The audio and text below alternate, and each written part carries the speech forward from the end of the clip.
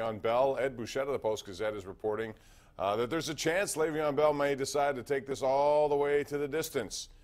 If so, that would force the Steelers to either go through this whole ritual again with him or just say that's enough and move on. He may be banking on that. Would he be wise to follow that? $14.5 million is a lot of money to try and recoup. It really is. I don't think he'll ever get that back. No, I mean, I kind of could see what he was doing with 4 or 5 weeks off because, you're losing $4 million maybe or whatever it is. But, boy, I tell you what, $14.5 million, you're never going to get that back. And I don't understand what the strategy would be at that point. So if he does it, he better get a really, really big deal from his next team or this whole thing was for nothing. I will say I'd be shocked if he does that. So would I. I would be very shocked. That's so much money. I mean, I just can't imagine he's going to leave it all on the table. Plus, if the Steelers really wanted to, if he took that philosophy and went all the way and did not show up, they could say, good, we're going to go through it again and we're going to franchise you again. He'll be in the same exact position as he was this time now, only a year later, and that does not, you're never going to get the money. I think that's much too much to risk. I think he will be in a week 9 or 10, and I think he will become an unrestricted free agent at the season's end. And quite frankly, I wouldn't give him the money he wants. I actually think if he sat out, he would be a free agent too. I don't think the Steelers would. No, he still owes them a year. No, yes, he does. They would have to tag him again. Ed Bouchette. Well, that's what I said. Tag him again. But that's what I'm saying. I don't think they would tag him again. I don't think they would go through this. How about if they did? I don't think they would. How about if they did? I doubt they would. How about if they did? What? He'd be in the same exact position. I think if they did, you know what he would do? I bet you he would sue.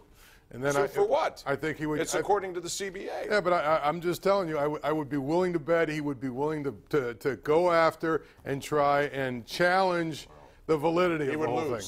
He would lose. He might. He might win, though, and then the NFL's got a real problem. How would he win?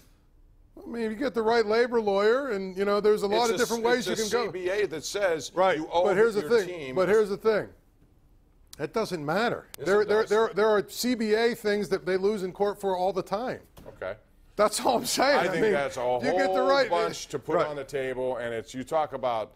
I'm just saying, I would be short. shocked. I would be shocked if the Steelers would want to go through this nonsense again. I would too, but maybe that's what he's banking on. But how about if they played hardball and said, "Okay, we are going to go through it again, and we want you for your final year, so sign the franchise tag." He will have wasted a year. And what if he successfully argues that this would be his third tag, so they owe him $21 million, and then he signs? So what? He takes it. Good. They're going to pay him $21 million next year. But I don't think it would be his third. I think I'm just saying that's what I mean. This thing could become really, really ridiculous. Stupid. Let's go to Harry in Green Tree. Harry, rescue us.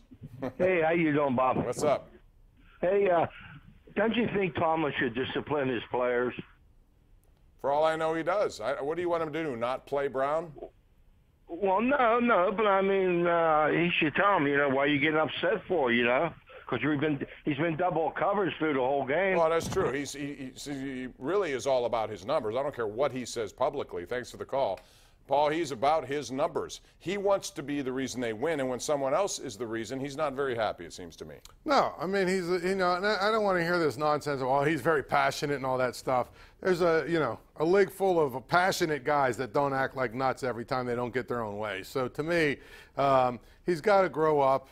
And I know he works hard and he wants to win and all that stuff, but I don't think he's a very good team player. No, he needs to be. All you had to do is look at his body language after the Steelers tied the game when Roethlisberger converts a 4th down, runs to the end zone, dives in. He was the only one who just kind of walked off, didn't care. Yeah. And he didn't care because he wasn't in the limelight. Let's go to Dorian in Swissvale. Hey, Dorian, how are you tonight? Fine, yourself. Good, thanks. Go ahead, Dorian. Hey, all right. I'm just wondering what are they going to do to sit there and shore up this secondary? I mean, they're leaking like a bad bridge. You know what I mean? Yeah. I don't know what's going on. The thing about it is they need to have better communication. You would think by this point they would. It is week 3 of the NFL season coming up here, and yet all you had to do, you don't need Paul to know a lot about what goes on in the inner workings, but just if you watch games, you can tell guys are running off the field, running on the field. There's no cohesion. When the ball is snapped, there are 12 and 13 guys on the field. There's a lot of miscommunication going on. Yeah. To the end of the secondary, you would hope, though, that Joe Hayden helps. Yeah. You know, because will. now all of a sudden you get rid of Sensabaugh and Sutton. You know what I mean? You pull them out. The key to me is still, I mean, what is Artie Burns going to be? Is he going to be a first-round pick, or is he going to be another one of these guys we wonder why did they pick him in the first round, you know, over the next couple of years if he doesn't get any better? Yeah, that's exactly right. And they also need better play in the linebacking department. You know, they're kind of thin there. They don't have a lot of outside linebackers. Injuries, if they happen, they could be in a little bit of trouble there. And, you know, Bostic was okay in the first game. I thought he played well. In the second game, I thought they all got in bad situations and matchups. And when you have a quarterback who has time and has the gun that he has, Mahomes showed me a lot. Specifically, I thought his best passes was the one he threw to Kelsey right over John Bostic as he was running a little bit behind him. That was a great pass. Yeah, he made some really good throws. I mean, the kid's got talent. He throws it well. I'm not quite where everybody else, where some other people seem to be, where they're, you know, we're ready to put him in the Hall of Fame, but his talent is not questioned. He can make every throw that you need an NFL guy to make. David in Southside, you're next. Hey, David, welcome to the Sports Call. How are you? Yeah, I just wanted to make a comment. Thanks for taking my call. I don't know why everybody's so concerned about Antonio Brown and the offense. They're going to score points. The reason why we're in upset is because of the second level of our defense, the second and third level of our defense. And they knew this last year from the playoff game. What they need to do is get better players. I mean, the third line, they can't cover in the zone or man-to-man. Joe Hayden has played, and every time he has a bad game, he's hurt. I mean, it's communication. You just I think it has a lot to do with the coaching and the condition. Thank you for the call. Appreciate that. You were right about this. Antonio Brown's not the biggest problem, but he put himself in a position to be the biggest problem, which took a lot of the attention away from the defense and how bad it played this week, Paul. That was the most amazing thing to me. Most people were not talking about their defense, and they had just given up 6 touchdown passes to a 21-year-old quarterback. I wrote 2 columns this week about the defense. So I was talking about the defense. So that's all I'm going to say. Radio shows and TV but shows, I mean, all the popular topic was to your Antonio point, Brown. Antonio Brown is you know, he's a lightning rod for this kind of stuff. And you know, that's the way it goes. Here's all you need to know about this week and how crazy it was over the Steelers complex. We had a porn star write a book that implicates the quarterback in some crazy stuff, and nobody's talked about it. It's like 10th item on the list of what's going on this week with the Steelers, because this is like just normal with this team. We just expect the silliness to happen. Well, if you ever talked about a team that really needed a win this week, this would be it. Absolutely. Because if they don't get one this week, I don't know how you feel about it, by the way. I'm not comfortable still with this defense until I see them actually do it against a team that you know is going to line up 4 and 5 wides, and they're just going to spread the Steelers out and go after them because they don't run the ball that well. Yeah. And you know what? This Ryan Fitzpatrick has played really well, but don't you think he's due to wake up and remember he's Ryan Fitzpatrick? I mean, the bottom line is if they win this game, a lot of this other stuff we won't talk about. But if they lose it, it'll be another week of talking about all this other stuff. Monroeville, next destination. Hello, Angelo. How are you? Well, Bob, I just had a comment to make about last night what you were talking about. I just remember bits and pieces, but I wanted to point out to you, the Steelers, they have 2 losses, you could say, or a tie and a loss so far, right? Yes, 0-1-1. So if they lose this week coming up, you have to think about, like, when they play the Patriots later on in the year, they're going to be able to afford a loss, the Patriots. Or not. So I believe we should have got off to a better start this year. Well, it's not just that game. Thank you for the call, Angelo. I mean, there are a lot of games on this schedule. They have Drew Brees to deal with. They have Matt Ryan to deal with. They have Cam Newton to deal with. You don't want to put yourself in a real big hole here, especially because I think Cincinnati and Baltimore may be better than you think. And you still got Jacksonville too, right? I mean, you got Jacksonville, you got the Patriots, you got the 3 NFC South teams, 2 against the Ravens, 2 against the Bengals. I'm not saying that you're plus Denver. You know what I mean? But even if you go 3-1 or 2-2 in those games against the Bengals and Ravens, I mean, you know, you start adding up the losses, and you're like, there's not a lot of margin for error here. Absolutely not.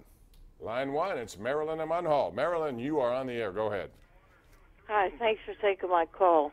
First, I'd like to offer my condolences to the family of Bobby Rager, the longtime Wayne Park basketball coach. Thank you very much for that. That was. And my question is, do you think if the Pirates go to 500, that would be considered kind of a successful year. No. Thanks, Marilyn. And let's get to your first point about Bob Reger, because Paul and I know him very well. Longtime head basketball coach at Point Park, the Pioneers, and he has more wins than a lot of coaches around here have ever could imagine. And he died at age 67, has a wonderful family, and it's sad to see at that age. Yeah, I mean, obviously, older. yeah, obviously he was my college coach. I played for him for 4 years, and maybe the funniest guy I've ever met. You know what I'm saying? And that's the thing. The thing I like the most about him is humor and the fact that he never really took himself that seriously. You always laughed when you had a conversation with Bob Reger, and that to me is, you know, we need more people like that. Well, that's a guy who likes to enjoy life, and he had fun, and that's the thing about it. That's his legacy to me. Yeah. He was one of those guys who, by the end of his career, the obituary said, I laughed at this, he may have had more technicals than wins.